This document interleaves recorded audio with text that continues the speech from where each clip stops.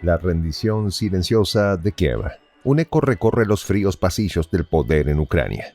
Volodymyr Zelensky, quien hasta ayer proclamaba una resistencia férrea, parece estar mostrando signos de cambio. Zelensky pide un alto al fuego y sus palabras suenan casi como una rendición enmascarada.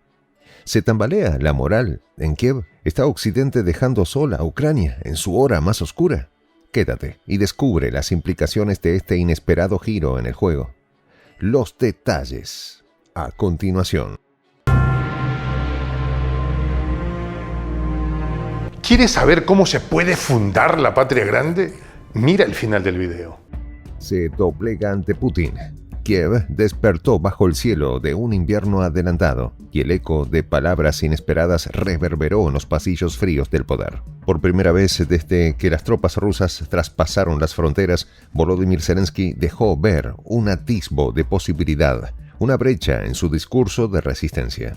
Al respecto, Zelensky expresó lo siguiente: ambas partes deberían acordar mutuamente detener todos los ataques aéreos, dijo el presidente ucraniano con una cadencia calculada, como midiendo el peso exacto de sus palabras ante un mar de cámaras y libretas que capturaban cada destello de su expresión.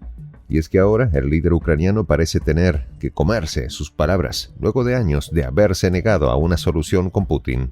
Y sin embargo, allí estaba sugiriendo la posibilidad de una tregua. ¿Acaso Ucrania, debilitada y fatigada, finalmente cedía al peso del conflicto? No cabe duda que sí. Los rumores recorren Kiev como viento frío, susurrando la realidad que muchos en Occidente se negaban a aceptar.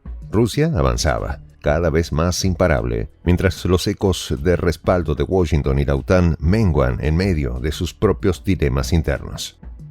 Un periodista de Financial Times resumió la declaración de Zelensky con frialdad en un titular que no daba lugar a equívocos, asegurando que Ucrania está dispuesta a negociar.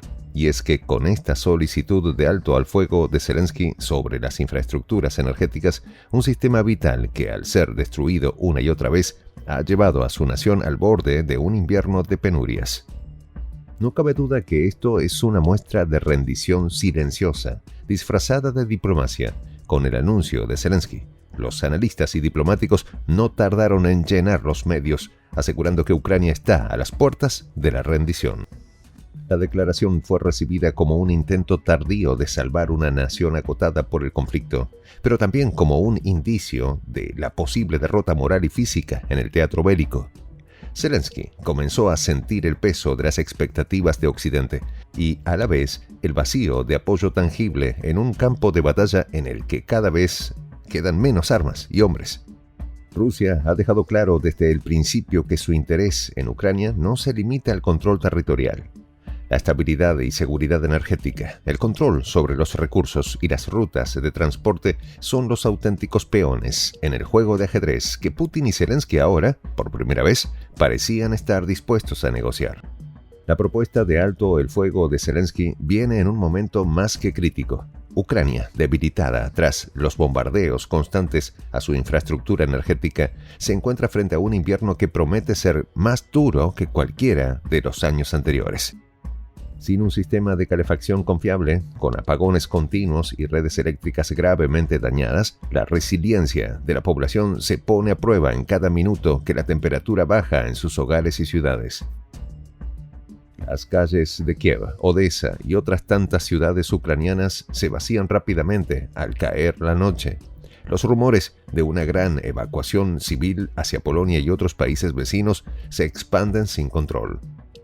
Reportes señalan que desde hace más de un año, el Kremlin ha focalizado sus ataques en los sistemas eléctricos y de suministro de energía, dejando fuera de servicio algunas de las plantas más vitales del país, como aquella central térmica de Tripilska, en las cercanías de la capital. En un país que ahora depende mayormente de la energía nuclear y de importaciones europeas, hace común los apagones como la llegada del correo. Más del 60% de la capacidad energética del país ha sido destrozada en estos ataques quirúrgicos de las fuerzas rusas. El acceso a la electricidad y a la vida dependen de cables que cada vez son más frágiles. En contraste, Rusia mantiene una posición sólida, sin que su infraestructura crítica sufriera daños comparables a la ucraniana, gracias a su vasta extensión territorial y a la capacidad de defensa de sus ciudades industriales en el sur. Los ataques con drones ucranianos sobre depósitos de petróleo y otras infraestructuras rusas apenas han dejado un rasguño en la maquinaria bélica de Putin, mientras que cada golpe ruso en suelo ucraniano significa una semana más de dificultades para el ejército de Zelensky. La verdadera intención de Ucrania es, al parecer, lanzar ataques transfronterizos no tanto por debilitar a su enemigo, sino más bien como estrategia de presión para obtener cierta ventaja en futuras negociaciones. Desde hace meses, drones han cruzado los cielos oscuros de la frontera, pero el impacto es mínimo y la respuesta de Rusia es contundente. Cada noche, el Ministerio de Defensa ruso informa sobre interceptaciones de estos ataques de forma casi rutinaria. De hecho, los incendios en depósitos de petróleo en el sur de Rusia se han convertido en un fenómeno tan predecible como las tormentas en el mar Báltico, sin apenas alterar el curso del conflicto. Es evidente que Ucrania no cuenta con los recursos ni el respaldo para una campaña de destrucción que pudiera poner de rodillas a Rusia. Para el Financial Times, si Moscú accede a las súplicas de Kiev de poner fin a estos ataques sobre infraestructuras energéticas, el conflicto podría entrar en un periodo de desescalada importante, una idea que Zelensky abraza con más vigor cada día que pasa. Sin embargo, el problema reside en que, pese a los esfuerzos del presidente ucraniano por establecer una tregua, el respaldo de sus aliados comienza a desvanecerse. En Washington y Bruselas, donde los intereses geopolíticos siempre se balancean en la cuerda floja, la moderación ya es la nueva consigna. Mientras Zelensky proclama su plan de victoria, una ambiciosa estrategia de 5 puntos, la realidad es que en las salas de conferencia de la OTAN, el eco de sus palabras llega apenas como un murmullo.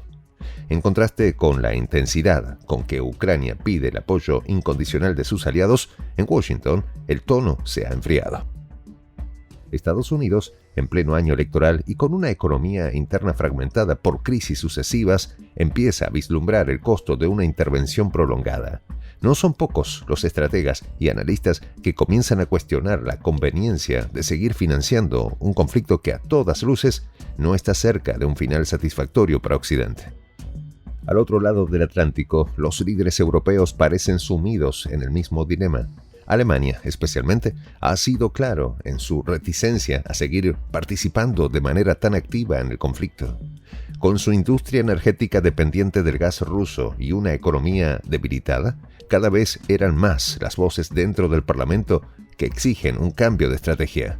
Al final, lo que comenzó como una alianza unida en su condena a Rusia se ha fragmentado en una serie de agendas individuales, muchas de ellas contrarias a los intereses de Ucrania. Mientras tanto, los ucranianos se inclinan por comenzar las negociaciones con Rusia, poniendo fin a un conflicto que han cobrado cientos de miles de vidas y dejando al país sumido en una devastación sin precedentes. En esta comunidad nos juntamos para, por ejemplo, conversar, interactuar, tener puntos de idea distintos, pero, por ejemplo, también tenemos un club de lectura donde leemos fragmentos de libros que consideramos que son importantes para crecer intelectualmente. También, por ejemplo, hacemos algo como lo que hace nuestro amigo el jefazo ahí en Bolivia. Les cuento la experiencia que me parece fascinante. Él tiene un restaurante ahí en Bolivia y en ese restaurante, ahí viene lo que tiene, un televisor. Y ustedes dirán, pero qué impresionante, ¿en qué contribuye que un restaurante tenga un televisor ahí en Bolivia? Una cosa muy importante, porque él, cada vez que abre su negocio, prende su televisor y pone los videos de prensa alternativa. Con eso, todos los días, poco a poco, con pasos muy concretos, él hace que toda la gente que vaya a su restaurante vaya insumiendo el concepto de la patria grande. Y así, pasito a pasito, estamos construyendo la patria grande. Son esos pasos pequeños pero concretos que hacen posible que el proceso de la construcción de la patria grande sea algo que ya comenzó. un hecho dinámico que no tiene retorno en la historia. Y de verdad a nosotros nos gustaría que tú seas parte de esa propuesta. ¿Qué tienes que hacer? Muy simple, dale clic en el botón unirse. De hecho, al hacerlo también contribuirás con una pequeña cantidad de dinero que permitirá que Prensa Alternativa produzca más y mejores videos. De verdad que te esperamos. La patria grande se va a construir cuando tú y yo y toda la gente de buena voluntad de América Latina y el Caribe comencemos a ser comunidad. ¿Cómo lo logramos? Interconectándonos todas las personas de buena voluntad que vivimos en América Latina y el Caribe. Y tienes una oportunidad de hacerlo, uniéndote a nuestra comunidad. Puedes hacerlo haciendo clic en el botón unirse que está en la parte de abajo. Soy el J, Juan José del Castillo, director del canal Prensa Alternativa. Si quieres ser parte de la comunidad de la Patria Grande, suscríbete a nuestro canal.